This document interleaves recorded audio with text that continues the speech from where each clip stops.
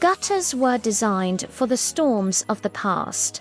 Steady rainfall, predictable intensity, short peak durations. But today's rainfall is different. Cloudbursts release large volumes of water in just a few minutes. In these conditions, conventional gutter systems do not drain, they overflow. And when roof drainage fails, water is discharged exactly where it creates the highest flood risk, at the base of the building.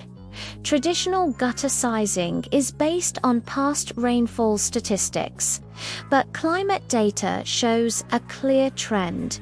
Short-duration storms are becoming more intense. The flow coming from a roof during these events can exceed the original design capacity by several times.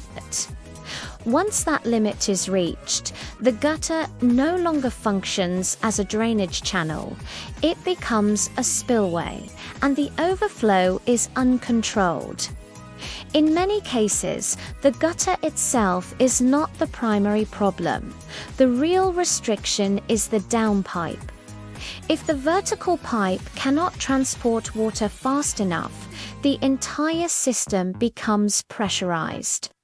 Water level rises inside the gutter until it spills over the edge. This means that flood protection at the roof level depends on the hydraulic capacity of a single vertical element. A classic bottleneck in residential drainage design. Even a perfectly sized gutter fails if its inlet is obstructed. Leaves, dust, and roof sediments accumulate over time. During intense rainfall, these materials are mobilized and transported toward the downpipe.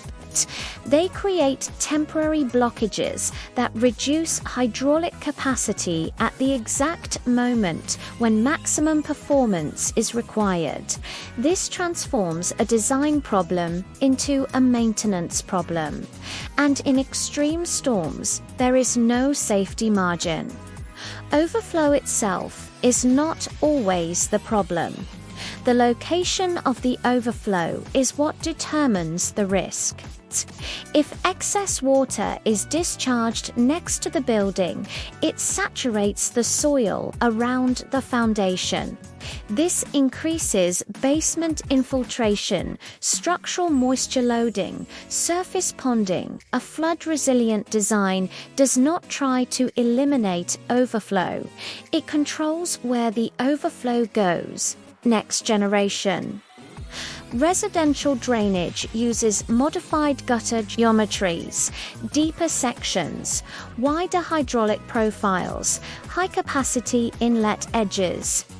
These designs allow water to enter the system faster and increase temporary storage during peak rainfall. The gutter becomes a buffer, not just a channel. This increases resilience without changing the architectural character of the house.